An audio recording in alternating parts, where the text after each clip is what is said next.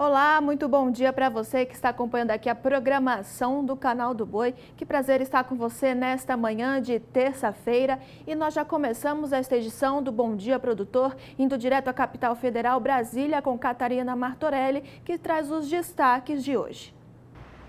Olá, bom dia a todos. Segunda semana do ano e ontem tomaram posse aqui em Brasília os novos presidentes do BNDES, do Banco do Brasil e da Caixa Econômica Federal.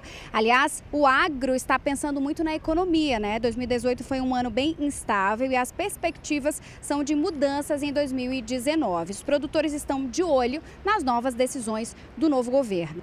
O ministro da Economia, Paulo Guedes, disse, por exemplo, que pretende mexer na aposentadoria dos produtores rurais dentro da reforma da Previdência. Segundo ele, quem pedir o benefício da aposentadoria com o valor integral, a partir de agora vai ter de trabalhar 6 meses a mais. Vamos aguardar as mudanças. E agora vamos falar de soja. A semana passada encerrou com a alta da soja em Chicago. O mercado internacional da soja está dando continuidade às altas registradas no pregão anterior. E, segundo especialistas, um fator que pode aumentar os preços é a possível quebra de produção na América do Sul. E esta semana, China e Estados Unidos devem fazer negociações em Pequim. A expectativa é acabar com a guerra comercial entre essas duas potências. Isso tem gerado impacto na economia dos dois países. Essa guerra comercial, desde o ano passado, vem interrompendo o fluxo de bilhões de dólares em produtos e pode gerar uma desaceleração econômica global. Especialistas acreditam que se houver compra da soja americana por empresas estatais chinesas, como está previsto, isso trará novo fôlego para a Bolsa de Chicago. E pela segunda vez consecutiva, a Petrobras anunciou manter aí o preço médio da gasolina e do diesel. O preço médio do litro da gasolina nas refinarias continua a R$ 1,4537 e o do diesel R$ 1,8545. A gente vai continuar acompanhando as novas decisões do novo governo aqui direto de Brasília. Catarina Martorelli para o SBA. E foi prorrogada até dezembro deste ano a vigência da autorização de funcionamento de atividades rurais. O repórter Valdir Pacheco tem mais informações. O governo do estado de Mato Grosso informou no último dia 5, sábado passado, que foi prorrogada a vigência de autorização provisória de funcionamento da atividade rural APF, que regulariza o funcionamento de atividades agropecuárias no estado até dezembro de 2019.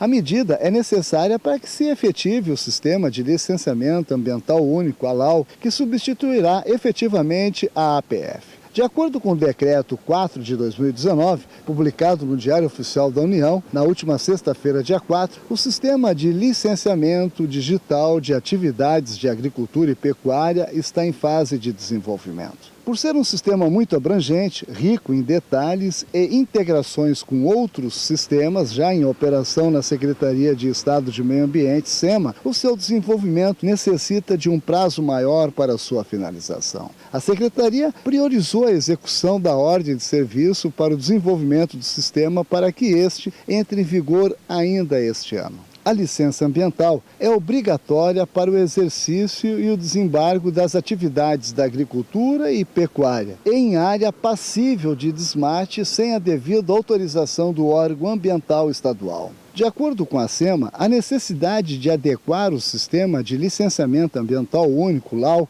ao Sistema Mato-Grossense de Cadastro Ambiental Rural, SINCAR, o ato declaratório da APF foi instituído em caráter provisório até o completo desenvolvimento do novo sistema.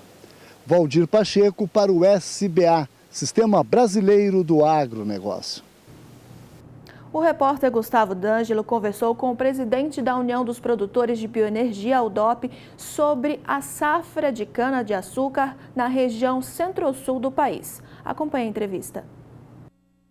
A safra de cana-de-açúcar 2018-2019 no Centro-Sul caminha para o seu encerramento. Nesta temporada, a produção deve ser menor, mas o presidente da UDOP, Amaury Peckelman, classifica a safra como razoável e destaca a atual situação do ATR e da produtividade. Na parte de produção, acho que foi um pouquinho abaixo do ano passado. A gente teve menos cana para moer e a gente tem uma perspectiva agora, mesmo na entre-safra, de uma moagem razoável, mas vai ter menos cana que o ano passado. E isso acho que prejudica um pouquinho o desenvolvimento do setor, tá? mas a compensação, a gente teve um crescimento no ATR e a produtividade ficou mais ou menos equilibrada com a safra anterior. Para a Mauri, a parte comercial foi marcada pelas variações de preços do etanol. E o que sustentou o setor foi a alta demanda do produto. Então o etanol subiu e desceu várias vezes em função das diferenças de preço que tiveram a gasolina, com esse sobe e desce da Petrobras, com a política de preço da Petrobras. E com isso o setor variou muito na parte de comercialização. Mas por outro lado, a demanda de etanol foi muito grande no Brasil esse ano, tá? Então tivemos uma demanda muito grande e com essa demanda teve um crescimento de utilização dos carros movidos a etanol, flex, mas usando etanol. E acho que isso deu uma sustentabilidade para o setor nessa safra 18-19. O presidente da entidade acredita que a safra 2019-2020, que se inicia em abril do ano que vem, deve ter um pequeno crescimento e uma produção de açúcar e etanol mais equilibrada. Em termos de produção, a gente prevê um pouco de crescimento, tá? Acho que assim, apesar de a gente ter tido uma seca muito grande na safra passada e agora um período chuvoso muito grande, quer dizer, foram os extremos, a gente acredita que vai ter um crescimento. Vai depender muito das chuvas que vão acontecer agora em janeiro, fevereiro e março. Tá? Então a gente prevê esse crescimento pequeno. Mantendo-se a demanda, que é a demanda de etanol, a gente também, se manter essa demanda, vai ser bom relativamente em relação a preços para o etanol. Outro ponto é o açúcar, né? Porque o açúcar vem sofrendo, através dos preços internacionais, sofrendo uma concorrência meio desleal com parte dos subsídios que vem da Índia, do Paquistão. E o açúcar tem uma derrubada de preço, o que fez que a safra ser mais alcooleira do que a açucareira. A gente prevê um pouquinho mais de equilíbrio nisso, um pouquinho mais de crescimento de açúcar, uma tendência do açúcar crescer um pouquinho mais esse ano, mas é uma expectativa do que a gente vai ver, como a commodity vai se comportar o preço dela. Então a gente acredita que o ano de 19-20 vai ser um pouco melhor para o setor sucroalcooleiro. Gustavo D'Angelo para o SBA. E uma tecnologia desenvolvida na Holanda chega ao Brasil com a intenção de pulverizar de maneira localizada as lavouras, reduzindo os custos e também os danos ambientais. Quem traz as informações é a repórter Annelise Nicolodi. O pulverizador tem a capacidade de identificar apenas as plantas daninhas e aplicar sobre elas o defensivo, como explica o representante da marca no Brasil. Essa é uma tecnologia que foi desenvolvida na Holanda, junto da Universidade de Wageningen. Não é uma tecnologia nova, mas ela está entrando no Brasil nos últimos 2 anos. Então ela está começando a conquistar mercado agora, aqui no Brasil. E ela foi desenvolvida basicamente para utilizar dentro de cidades e com o passar dos anos isso não pôde ser mais desenvolvido, ser mais utilizado na Europa, dentro de cidades, os herbicidas, e depois passou então para a agricultura. O sistema identifica as plantas através da clorofila e válvulas muito rápidas garantem a aplicação do produto apenas onde é necessário, reduzindo o impacto ambiental, aumentando a eficiência da aplicação e reduzindo custos. Ou seja, ela identifica onde tem planta, diferencia de onde não tem e aplica somente sobre as plantas. Isso traz um ganho econômico para o produtor e um benefício ambiental gigantesco também. Aqui, falando especificamente do Rio Grande do Sul, mas no Brasil como um todo, o produtor tem uma preocupação que é o custo de produção, né? Isso não encarece muito? Ele vai conseguir ter um custo-benefício lá no final? Pelo contrário, isso acaba reduzindo o custo de produção, principalmente pensando que hoje em dia o produtor está enfrentando um custo de produção um pouquinho mais elevado do que era antigamente por conta das plantas resistentes ao glifosato, que é um herbicida que combatia boa parte das plantas daninhas e hoje ele já não consegue fazer isso. Por conta disso, o produtor tem que gastar com produtos um pouco mais específicos, um pouco mais caros. Então essa tecnologia ela vem no sentido de reduzir o custo de produção, mantendo os níveis de produtividade. É a precisão mesmo. Exatamente, não há desperdício nenhum e quem ganha é o produtor e o meio ambiente. E como que o produtor pode ter acesso a essa tecnologia? Nós estamos sediados em Piracicaba, São Paulo, mas nosso atendimento é para todo o Brasil. Então, quem tiver interesse pode acessar o site www.smartsensinbrasil.com.br e a gente vai ter o maior prazer de entrar em contato e esclarecer mais algumas dúvidas. É uma tecnologia relativamente nova, né? Já se tem resultados práticos dessa aplicação? Com certeza, as primeiras máquinas que foram instaladas no Brasil já têm 2 anos de utilização. Todos os equipamentos que nós instalamos, eles se pagaram na primeira safra, o que é muito bom, foi um resultado ainda acima do que a gente esperava. Então, a economia ela gira em torno de 60% a 70% nas primeiras aplicações, e quando há necessidade de fazer uma segunda aplicação, uma catação, que se chama essa aplicação, a economia é sempre acima de 90%. E neste novo governo, no atual governo, o Ministério da Agricultura passou a agregar outros setores, entre eles a aquicultura e também a pesca. A nossa repórter Catarina Martorelli conversou com o novo secretário do setor e nós vemos agora.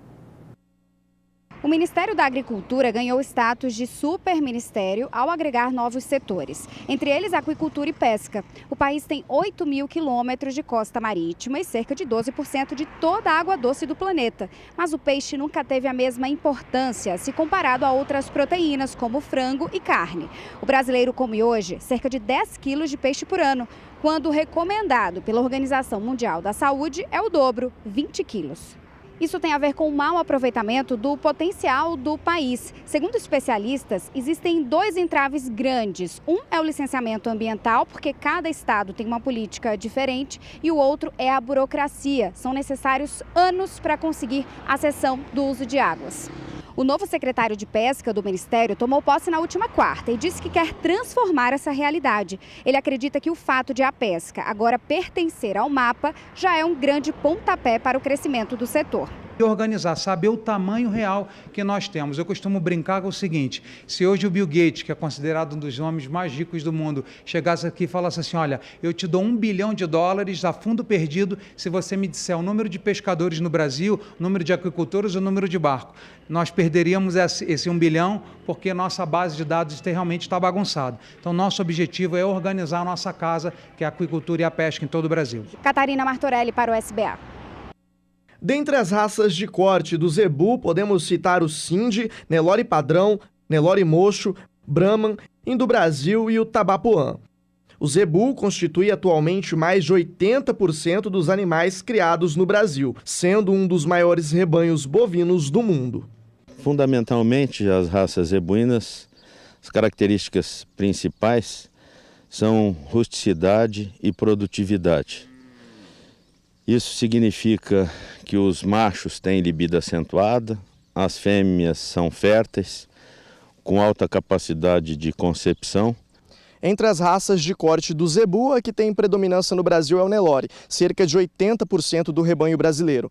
Dentro dessa raça existem vários programas de melhoramento genético, como por exemplo o PMGZ, Programa de Melhoramento Genético do Zebuíno, que é desenvolvido pela ABCZ. Esse programa é dividido em 3 etapas zootécnicas: controle de desenvolvimento ponderal, prova de ganho de peso e o controle leiteiro.